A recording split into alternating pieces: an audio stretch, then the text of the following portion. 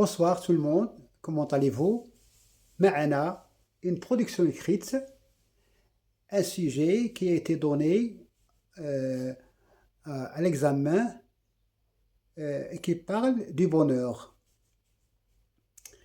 Alors, pour commencer, il faut lire يجب علينا أن نقرأ الموضوع le sujet مرات عديدة لكي نفهمه.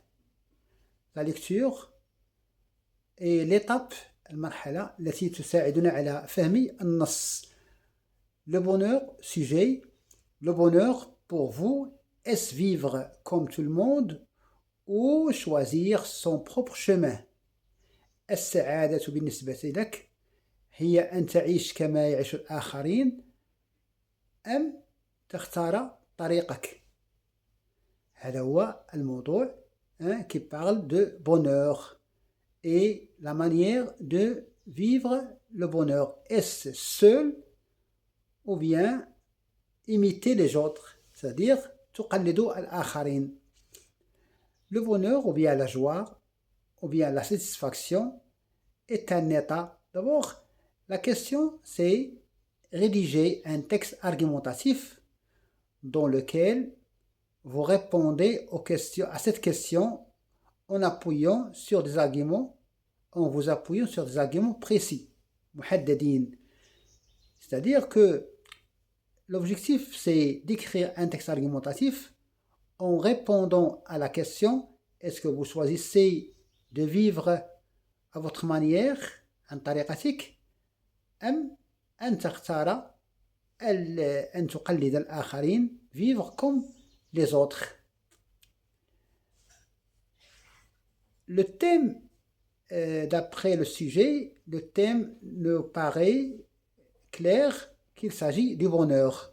On dit il est heureux, je suis heureux, ou bien je suis content, ou bien je suis joyeux, je suis bien. Alors, il me semble que comme introduction, il faut définir le bonheur pour rester dans les généralités.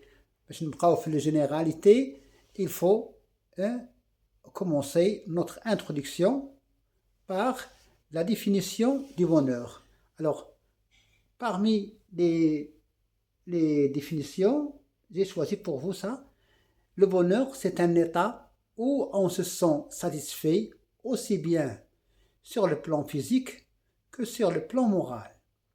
السعادة هي حالة نشعر بها بالراحة على مستوى البدن كما على مستوى التفكير, le moral. C'est donc l'état le mental, العقل والجسد يجب أن يكون مرتاحين لكي نقول بأننا نحن سعداء. Le bonheur est à ce plan et à ce point.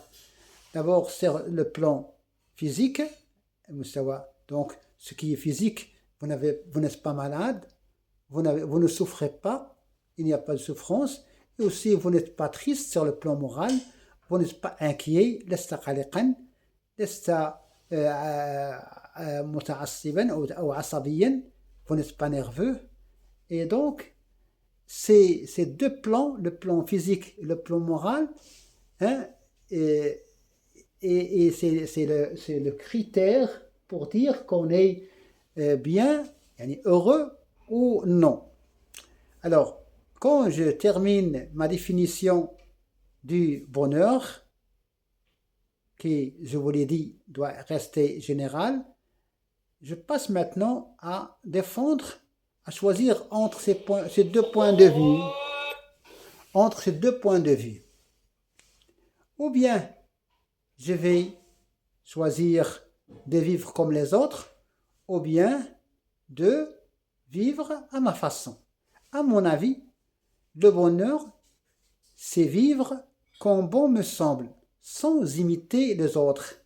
في رأيي السعادة أن أعيش كما يبدو لي جيدا بدون أن أقلد الآخرين. D'une part, cela fait de moi une personne libre. من ناحية هذا يجعل مني إنسانا حرا. D'autre part, cela me rend responsable de mes actes. من جهة الثانية هذا يجعل مني مسؤولا عن كل حركاتي وتصرفاتي. Deuxième argument, vivre heureux exige un esprit créatif qui nous aide à fuir la monotonie de la vie. أن أعيش سعيدا يتطلب مني عقلا مبدعا يبدع لكي يساعدنا على أن نعيش دون رتابة ودون routine. Parce que la vie, quand on fait la même chose tous les jours, ça devient absurde, ça devient monotone. Et donc, vivre heureux demande un esprit créatif, un esprit innovateur. Chaque fois, je dois changer de manière de vivre pour ne pas tomber dans la routine, dans la monotonie, dans le train-train de la vie. Troisième, les idées des personnes qui nous entourent ne nous conviennent pas quant au choix des lieux qu'on veut visiter ou les livres qu'on aime lire. Alors, أفكار الآخرين الذين يعيشون حولنا لا تناسبنا دائما فيما يخص اختيار الأماكن التي نريد أن نذهب إليها. شخص يريد أن يذهب إلى مكان وأنت تريد أن تذهب إلى مكان آخر. من هنا تتقيد الحرية. Alors, pour ne pas ligoter لكي لا نربط الحرية يجب أن أفكر كما أريد وأعيش كما أريد. Et donc, je ne vais pas me fléchir لا أترك رأيي وأذهب مع آراء آخرين. لهذا vivre heureux, c'est vivre seul. J'ai envie de visiter un endroit et la personne qui est avec moi veut, ou bien qui nous entoure, veut une autre place. Ou bien, je choisis un livre et l'autre me demande de lire un livre qu'il a lui-même lu avant.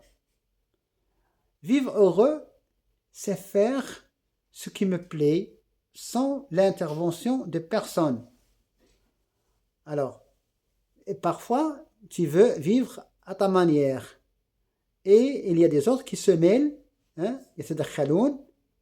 pour te dire telle ou telle chose à faire, tel acte, tel geste à faire. Donc, vivre heureux, ce n'est pas suivre ce qu'on nous dit, mais c'est vivre comme on veut. Alors, comme conclusion, pour toutes ces idées, les idées qu'on a signalées au début, comme le cas de vivre libre et de vivre et de se sentir responsable et avoir un esprit créatif et aller où bon ou bien vous semble, toutes ces idées, le bonheur et la vie qu'on a choisi et non celle dictée par les autres. C'est comme la conclusion doit être un résumé et non pas, on ne doit pas annoncer d'autres arguments. D'accord? Alors, il faut récapituler, il faut que le texte soit cohérent, comme le début, comme la fin. Le bonheur et la vie qu'on a choisi. السعادة هي الحياة التي اخترناها وليست تلك التي طلب منا الآخرين أن نسلكها. Donc, chacun a sa propre vision du monde et donc, pour toutes ces raisons, je vais choisir de vivre à ma manière et non pas à la manière des autres. Parce que là, ça ligote, ça vous prive de toute liberté et ça vous prive, ça rend, si un jour la personne qui vous a, ou bien les personnes qui ont choisi telle ou telle manière de vivre ne sont plus là, qu'est-ce que vous allez faire? Qu'est-ce que vous allez faire? Donc, il faut bien sûr compter sur soi-même et comme dit le critique, et l'enfer, c'est les autres. Donc, on ne peut pas toujours dire qu'il va faire pour qu'il nous rende heureux. Au contraire, le bonheur, il est, comme disait Proust, il est intérieur. Et donc, il faut choisir sa manière de vivre, sa manière de rester heureux le maximum du temps possible. Merci et à très bientôt. Au revoir.